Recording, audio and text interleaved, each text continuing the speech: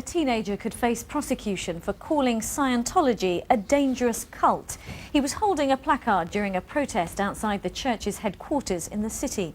If the Crown Prosecution Service decides there is a case, he could be fined up to £1,000. Porrick O'Brien has the story.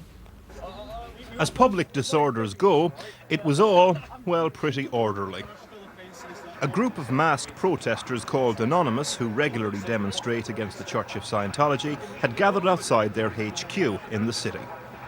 The whole thing was filmed and posted on YouTube. Here, a City of London police officer very politely explains that the word cult and the word Scientology in the same sentence could result in an arrest or a summons. I told you what we've been told from our solicitors that you can't display. If you choose to ignore that, it's entirely up to you, but I've got to warn you, you will be prosecuted. Protesters and police shake on it. EpicNoseGuy it is. Here, EpicNoseGuy is cautioned under a Public Disorder Act because his sign reads, "Scientology is not a religion, it's a dangerous cult." If not, then I'll have to come back and either summon you or arrest you. EpicNoseGuy refuses to withdraw the sign and gets a summons. We spoke to the Church of Scientology today and they referred us to the police.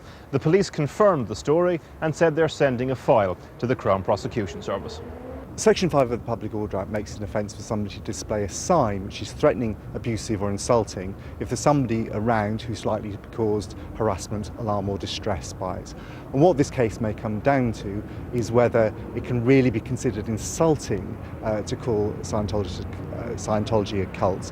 And that question will have to be considered by a court in the context of very legitimate public debate about the activities of Scientologists. We tried to speak to EpicNoseGuy today, but we couldn't because he's in the middle of his GCSEs. We did talk to somebody from Anonymous though. They said they see the police as referees at their protests, and like all good referees, they need to understand the rules. According to Anonymous, the police are bringing this as a sort of test case so that everyone can understand what the rules actually are. Porrick O'Brien, BBC London News.